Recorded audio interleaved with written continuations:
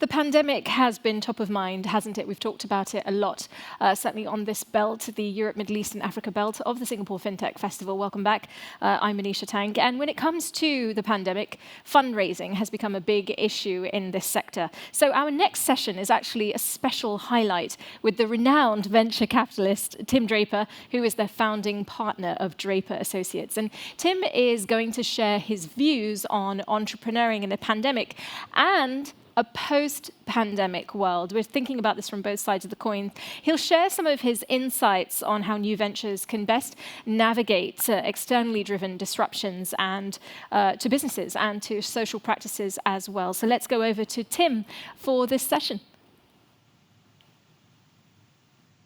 Hey, terrific. Thank you so much to FT Partners and to TiE for putting this amazing event on, the FinTech Festival, and making it all virtual. I'd love to all be together with all of you. Well, maybe not all of you. It's a big group. What I'd like to do first is answer that question: what's the next trillion-dollar company? And I don't believe that none of these people came up with this suggestion, which is Coinbase. It's very clear to me that Coinbase will be the first trillion-dollar fintech specific company. So anyway, keep that in mind. So what I wanted to talk to you about is a little bit first what we do for entrepreneurs, and then I'll get into things like what the pandemic has done and where I think the world is going because of what entrepreneurs are going to do for us. So first, our Draper ecosystem starts with Draper University's Fundamentals of Entrepreneurship, and that encourages entrepreneurs or would-be entrepreneurs to try it and to go out there and see if they can do something extraordinary. And then the best of those will then go to Draper University's Hero Training, which is it's 6 weeks of creating heroes through everything from emotional training to survival training with Navy SEALs and Special Forces, to training on business models and training on pitching. And then some of the most interesting of those will go on our show, Meet the Drapers. We now have a show that's like Shark Tank, where you meet the Drapers. The entrepreneur meets me and my dad and my sister. And those entrepreneurs get a chance to pitch. And then we allow the viewers to crowdfund it. And now we have 9 million viewers around the world, and maybe some of you will look it up. So watch for Meet the Drapers.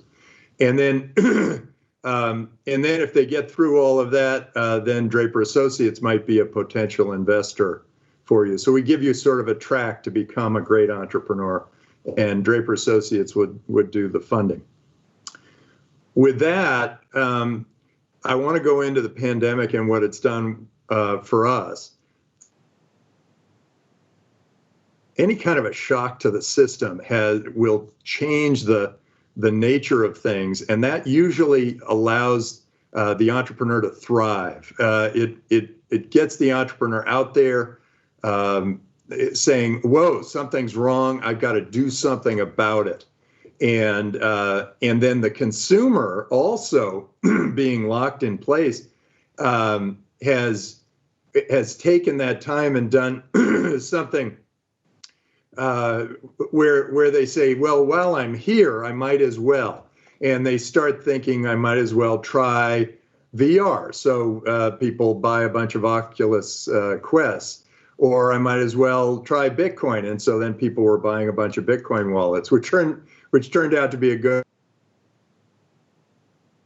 of the US flooded the market with $11 trillion, and the dollar should drop in value about 20% based on that.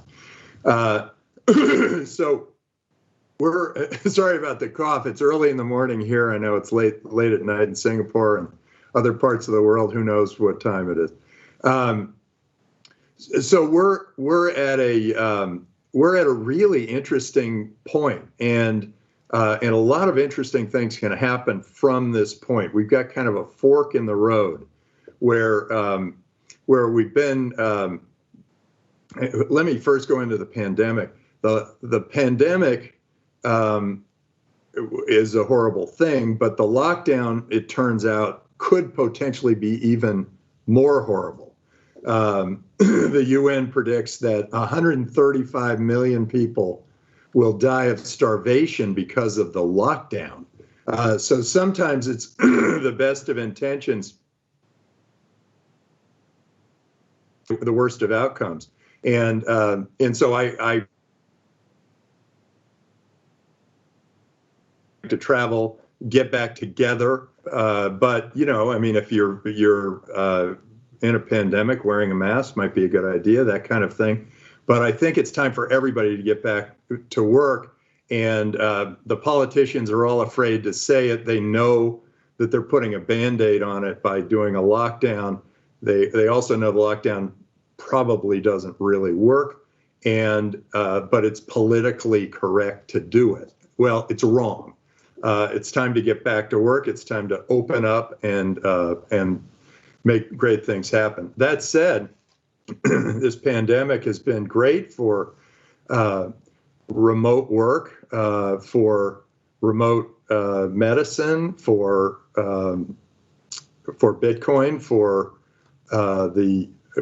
all these technologies that we've been funding for all this time. So new technologies, digital technologies have all benefited from this lockdown.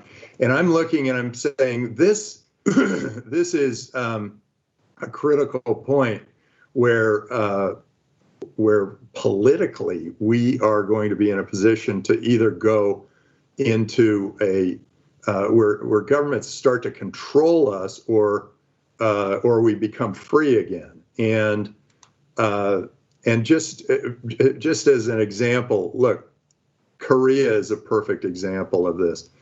South Korea is a free government, open, capitalistic, strong, free market, all those great things, democracy. And North Korea is a government-controlled socialist dictatorship with no free market. Government decides what everybody does. Well, it's pretty clear at this point, 4 generations later, that South Korea way outperformed North Korea.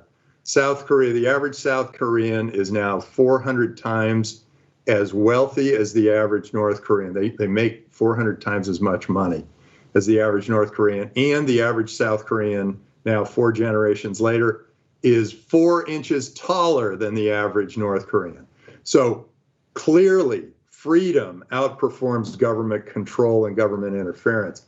And I think governments should know this, and I think Singapore really knows this with their light touch governance. The other thing that is becoming very clear to me, I get a chance to travel all over the world, meet with world leaders all over, and I find that trust is the one thing that drives great countries. And I think of Singapore in this, because Singapore, way back when, was an untrustworthy country, one of the poorest in the world, and then Lee Kuan Yew came in and built trust. And Singapore is now probably the most trusted country in the world, and that trust has built one of the most valuable countries in the world. The average Singaporean is one of the wealthiest people, are the wealthiest country, one of the wealthiest countries in the world, because of that trust. So trust and freedom. Do what you can for trust and freedom. Everything else will be great. That said, now let's see how entrepreneurs are going to pull us out of this quagmire that is the pandemic. Well, it's pretty interesting. In healthcare, a couple of our companies have given us a window into what healthcare could end up looking like. First of all, healthcare needs to be digital, and so digital healthcare is going to drive the cost of healthcare down and the quality of healthcare up. And the way that's going to happen is through artificial intelligence and computational biochemistry. We have a company called Cloudmedix, and in Cloudmedix, they have figured out how to do a better job at diagnosing a disease than the average doctor does. And when combined with a doctor, Cloudmedix outperforms even that. And so in diagnostics, and all Cloudmedix is doing is using medical records. When they start adding things like your genetic history and your Fitbit results and what you had for breakfast and what airplane seat you sat on and your blood test results, all those things are going to create a big data that allows artificial intelligence to do an even better job of diagnosing a patient. Okay, the other part of healthcare is therapeutics. Well, therapeutics with data can be very specific to you. It can be bespoke and specific to you. And what we've seen there is a company called Verge Genomics, which what they do is they put a little disease up on the screen, and then they run off-patent drugs against it, and then they find one that matches, and they say, oh, hey, this will be great. Or they run molecules against it, and they say, oh, this will be great. And then they can actually predict efficacy and safety better than like an FDA system. And what they did do was by using that system, they found something that was better than the other 10,000 applicants for curing COVID, and they're now going through FDA on this new molecule that will cure COVID that is 26 times as effective as remdesivir. So healthcare is just going to go through amazing change, and I think the pandemic has forced people, governance, whatever, to start exploring these new digital systems. And instead of using the wet lab, they're going to be moving to the dry lab, which is with companies like Verge Genomics. Well, okay, now where else is the world going to take us? Where else are these entrepreneurs going to take us? Because it's really entrepreneurs that define our culture, our world, over the next 5 to 15 years. So what's happening out there in the entrepreneurial world? Well, where way back when the internet changed communications, information, gaming, entertainment, media, all these industries, taxis, hotels, all of these industries have been changed by the internet. Well, now we've got other technologies that are going to potentially change even bigger industries than the industries that have been changed by the internet. And those technologies are artificial intelligence, Bitcoin, the blockchain, smart contracts, and surveillance. So you start thinking about those technologies and what they can potentially do.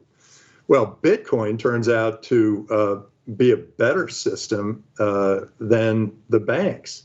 There's a better system for holding, trading, moving Bitcoin. If I needed to send you money right now, I guess I'd have to tell my assistant to call the bank, ask them to wire the money, and then you'd have to arrange for a wire on the other end and whatever. But if I wanted to send Bitcoin, I'd just go, boom, here, what's your QR code? And I'll put my camera up against it, and boom, you've suddenly gotten your money.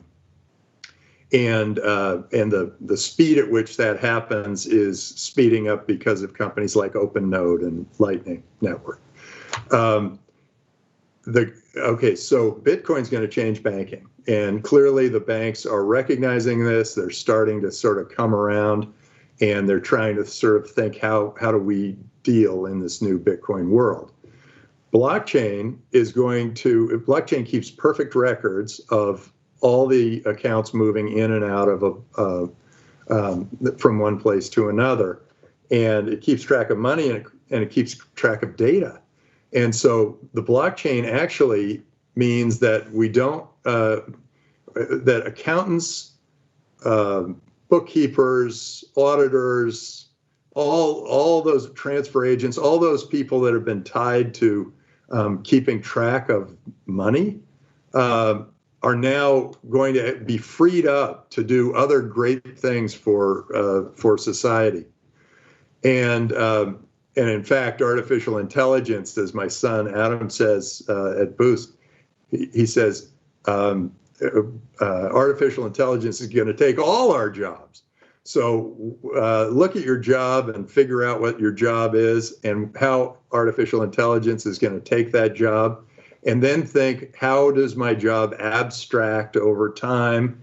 And how do I get more creative? And I think that that's what the world will be doing, because AI is going to take a lot of our jobs. So these technologies are going to transform banking.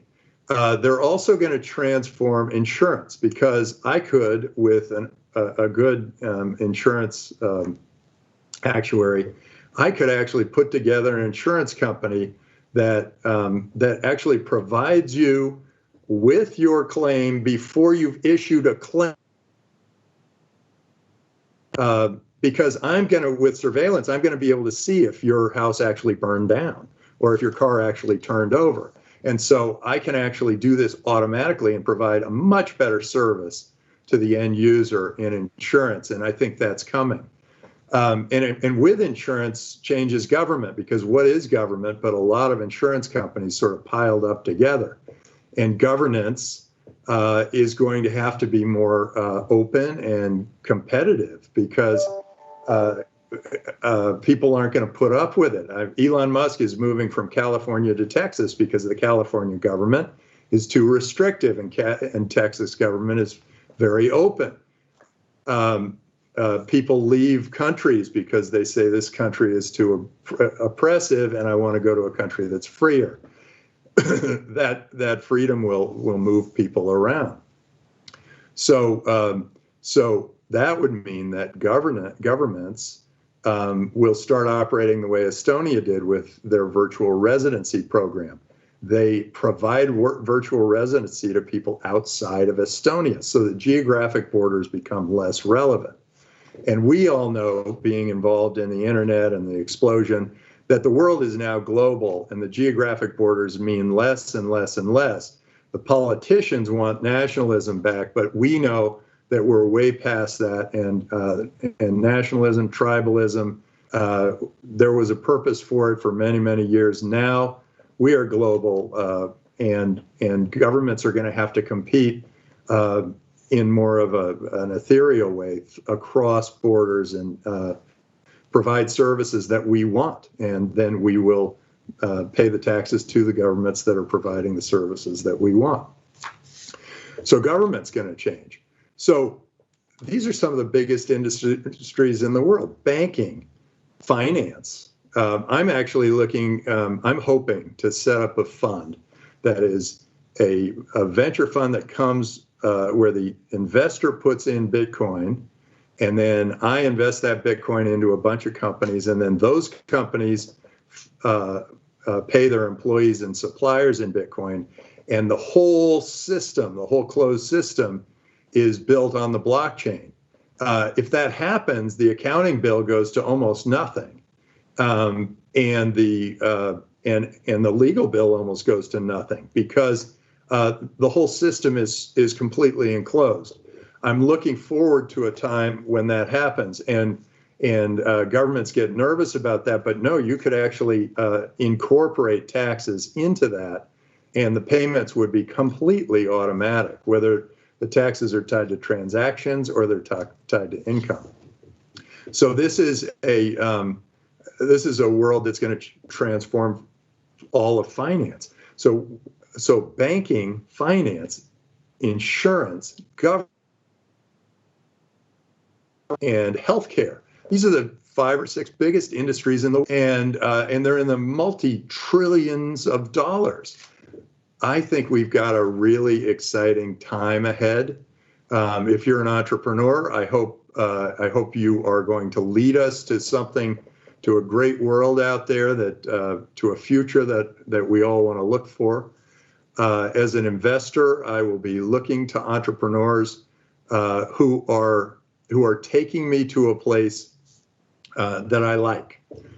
So when an entrepreneur comes in, and a lot of venture capitalists flood the entrepreneur with all the things that could go wrong.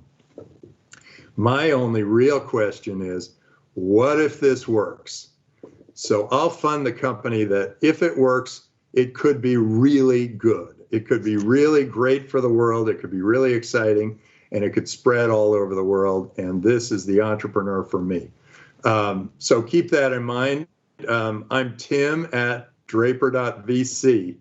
And now I've got about 7 or 8 minutes for questions, and I'm not sure if you've got that set up, but if you do, I'm open for questions. In the meantime, I did just give out my email address. If you spam me, you immediately go to my junk file. So I'm encouraging you, if you have a business plan, go ahead and send it to me. If you are looking to invest money, go ahead and send it to me. If you want to go to Draper University, go ahead and send it to me. If you want to get on Meet the Drapers, go ahead and send it to me. So Tim at Draper.vc. I know it's a big crowd out there, so be gentle. Tim, I have to say, you're the bravest man I've ever met. You just gave your email out on a huge broadcast. Okay, so we do have questions. I've got lots of questions for you. I think what was amazing, I'm Manisha, by the way, and I think what was amazing there was, Manisha. Hi, you've put lawyers and accountants on watch quite clearly, particularly in your Bitcoin ecosystem. But one of the things that's come through over and over is, this is great, this is wonderful, I love your beyond boundaries type of idea. But a question that I've had in 2 forms is, one from Harleen, which is it possible to invest both for purpose and for profit? And Kevin, Rebecca also asking a very similar question around investors influencing their portfolio companies to think beyond profit. Is that even responsible? That's a really interesting question. What do you say?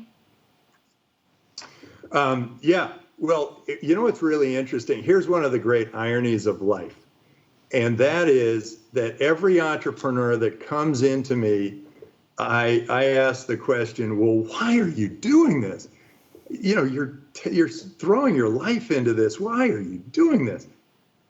And everyone who says to make money doesn't make money. And everyone who says, because it's wrong, I've got to do this. My boss didn't understand it. The customer needed this. I know what the customer needs. They're going to love this. I want to delight my customer. This is the way. Those are the people that make all the money. So it naturally flows to the people who are doing good for society. And I truly believe that. And I know that, I mean, there are all these beautiful nonprofits in the world doing great things for people, but Google has done so much more for our society. Apple has done so much more for our society. Amazon has done so much more for our society than any nonprofit you can name. So keep that in mind. And they were all for profit, and they were all driven for profit. Interestingly, you mentioned lawyers before you mentioned that. So I do want to say something about that. I actually think that doctors have this great Hippocratic oath, which says, first, do no harm. I think lawyers, when they pass the bar, should also have an oath that says, first, make no laws. And because in the US, 94% of our Congress is lawyers. And that is not an equal representation. We don't have plumbers represented. We don't have the Uber driver represented.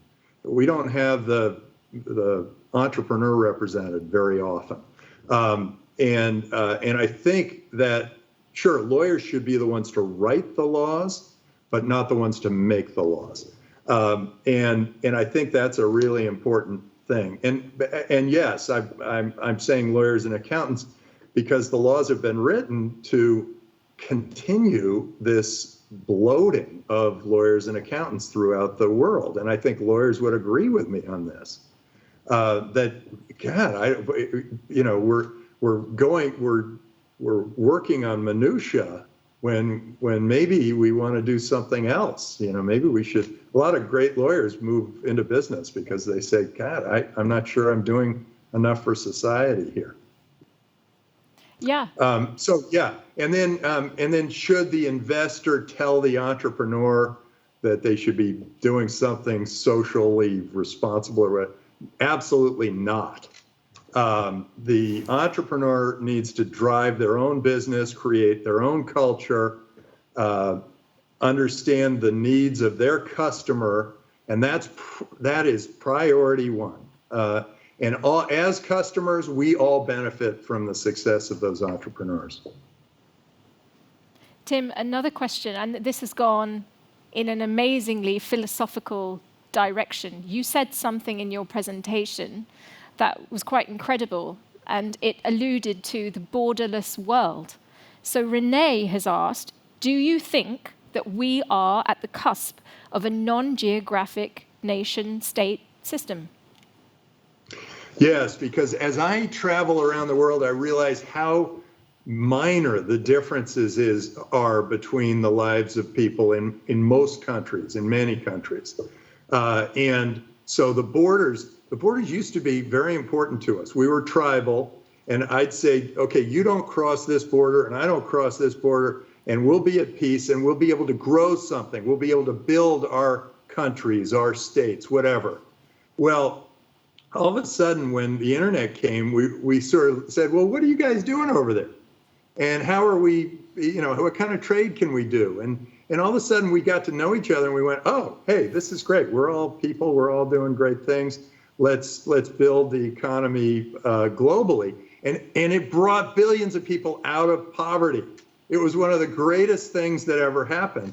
And now I think the internet gave a little fear to politicians, but now with the idea that Bitcoin came in, and now we have a currency that's global and open and transparent and better than any currency that any government can issue, we suddenly have a better system for moving money around the world.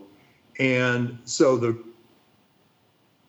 politicians are saying, yes, let's move this thing forward, like Japan, make Bitcoin a national currency, let's make great things happen. And the bad politicians are the ones who are control freaks, and they're saying, no, we have to keep control over our people. So we're seeing a rise of that nationalism, and I think it's like the roar of the dying lion. I think they'll give this great roar, no, we want it to be tribal again, and then boom, it goes away, and we are, and all those borders start to fall, and customs becomes like the dinosaur of the past. Okay, I have to admit, I would love to keep on talking about this, but I've got to wrap up, unfortunately. Before I do, okay. I will just quickly say we had lots of great questions, some about whether or not financial risk would increase under blockchain or a Bitcoin system of exchange. We wanted to know, what was your biggest investment? Actually, there will be less risk. Okay. There is less risk because, your bank is constantly under fire from hackers. But the Bitcoin blockchain, knock on wood, has never been hacked and will probably never be hacked because there are 100,000 people, 100,000 computers all focused on making sure that blockchain keeps an honest record. Okay. One of the last questions that came in was from Sarah. I don't want you to answer it. I'm just going to say it. What has been your biggest investment disappointment? So I'll say to Sarah, she knows what your email address is. She'll have to send you an email and ask you that question. Okay, but the disappointments all came from the failure to act. It was the decision.